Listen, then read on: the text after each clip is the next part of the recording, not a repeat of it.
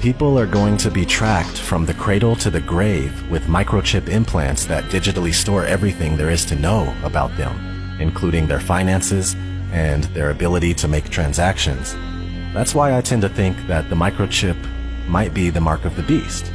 It says no one can buy or sell unless they have the mark. People all over the world are doing experimental microchipping. Not to mention what's happening now with ID 2020. We're also moving towards a cashless society with every day that passes. This pandemic is carrying multiple agendas forward. The push for centralized control of information, which is censorship and narrative control.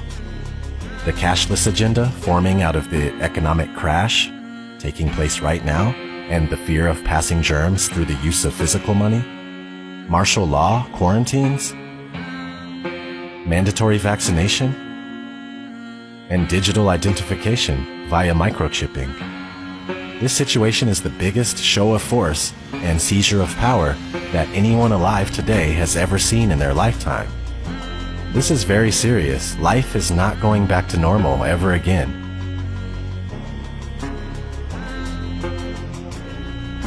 It truly is the end of the world as we know it. We need to take a stand. Refuse forced vaccines. Destroy 5G technology any chance we get, and don't let them fill you up with fear. From what I gather, they lose in the end anyway. You know, I really hope that's true. And this life is only temporary, so don't be scared. Be strong and stand up for yourselves. I know one thing for sure, I'll die or be thrown in a FEMA camp, or worse, before going along with what they're doing right now. Maybe you should consider doing the same thing.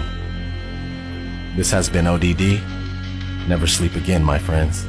Take care.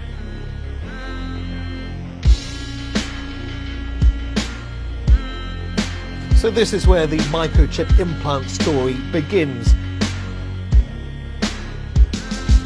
You will be chipped, it's just a matter of time. A small firm recently embedded microchips in their employees as a way to bypass company badges and corporate logons and to get attention for their cafeteria kiosks, which are available on a cashless payment plan like Apple Pay. The latest office innovation is a microchip implanted in the skin and designed to replace the traditional keypad for opening doors, using the copier, even buying food in the cafeteria. Employees at a vending company are going from the assembly line to front of the pack to get microchipped. Do you think this is the future? It is the future, and we look at this as being responsible. The implant, which has been FDA approved, is the size of a grain of rice and is injected under the skin between the thumb and index finger by a licensed piercer. I think it's the wave of the future, that we'll all have implanted chips that have our medical records. So you would do it? Sure. Okay. You're carrying around a phone anyway. This is a microchipping party. Hannah's getting an electronic chip implanted into her hand. So congratulations, Hannah. Thank you. You've been chipped? Yes, I have. How does it feel? It feels good. I'm excited to see what I'll be able to do now. Can I touch it? Yeah, you can feel it there. I feel like this is the future. The next big thing that's going to happen. A tiny microchip like this inserted just beneath the skin in their hands.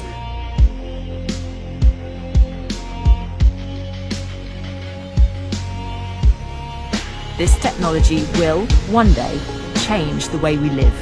But in the future, we will all be chipped. In Sweden, the microchips are already here.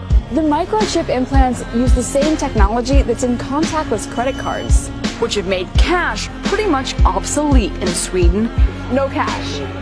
Is a cashless society inevitable? How long will it take before we're cashless? Many countries are fast moving towards a cashless society.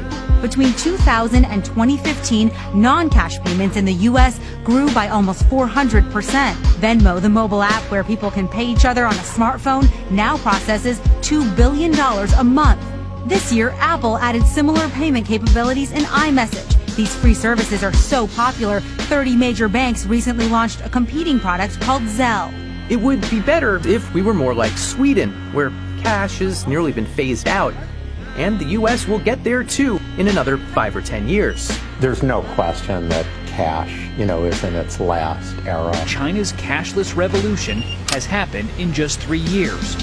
In order to avoid the risk of transmission through physical handling of money, we encourage the use of cashless transactions, such as mobile money, M-Pesa and otherwise, and credit cards. Well, health experts say the coronavirus can live on surfaces like cash for up to 10 days. That has many people worried about shopping and other everyday tasks. The standard narrative in society is that cashlessness, quote-unquote cashlessness, is a sort of organic process just percolating from the bottom up. Ordinary individual people who are just sort of making these organic decisions to switch to this other thing, right? Now this is pure, if you want to, like this is a pure, to put it crudely, capitalist ideology, corporate capitalist ideology, where essentially you always want to focus attention on the small person in society, quote-unquote the consumer. Alright, the sort of like random person who wanders around in markets, who apparently controls what's going on in the world. Alright? Of course, if you actually go and ask any person in society, how much agency do you believe that you had in the emergence of this technology? Almost nobody believes they had anything to do with the emergence of the technology. Alright? What actually happens is that large-scale institutions push the stuff onto you for various commercial reasons and various other reasons. And the large-scale institutions love to disguise themselves and just never talk about themselves as if they're just not there. Alright? So the story about the war on cash is a bunch of us who are trying to say, actually, over the last few decades, large-scale institutions, banks, payments companies, governments have all been actively eroding the cash system to slowly make it more and more likely that you're going to quote-unquote choose to go to the digital systems. Okay? Now you might believe that you're choosing this, but actually the whole environment is being structured in a way that makes you more and more likely to do it. The biblical entry point for any discussion of the one world economic system, a cashless society, and end-time prophecy is Revelation 13:16-18. He causes all, the small and the great, the rich and the poor, and the free men and the slaves to be given a mark on their right hand or on their forehead. And he provides that no one should be able to buy or to sell except the one who has the mark, either the name of the beast or the number of his name. Here is wisdom. Let him who has understanding calculate the number of the beast. For the number is that of a man, and his number is 666. The Bible clearly links the global mark of the beast system with the emergence of a cashless society. One world government, a new global economy ruled by one man is coming. The banking overlord is coming. And he'll have a solution that everyone will indeed, quote, bow down to, end quote, and he's called Antichrist. And he will have his mark. He will do this for increased control of commerce. It will be perfect and complete control. His economic policy is very simple. Take my mark and worship me or starve. No mark, no merchandise. No seal, no sale. So if you want to function in this new economy under this coming world leader, you have to take the mark. I just want to live and dream, but nothing is as what it seems. And baby, it's making me crazy. I just want to fight and scream. There's nothing left for me to say. Feel shot to defeat the day. I know that I can control it, so it doesn't have to be this way.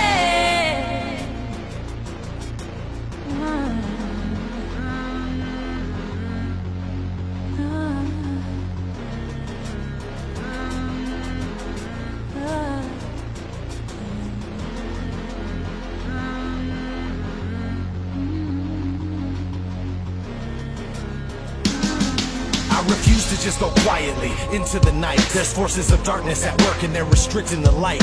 I'm so fed up with the lies, they tell us this isn't right. It's ODD TV, you best believe I'll get up and fight. This is my plight, I'll never let you cowards get the best of me. Took the red pill, now it's time to fulfill my destiny. Living like I'm Neo, dipping from my P.O.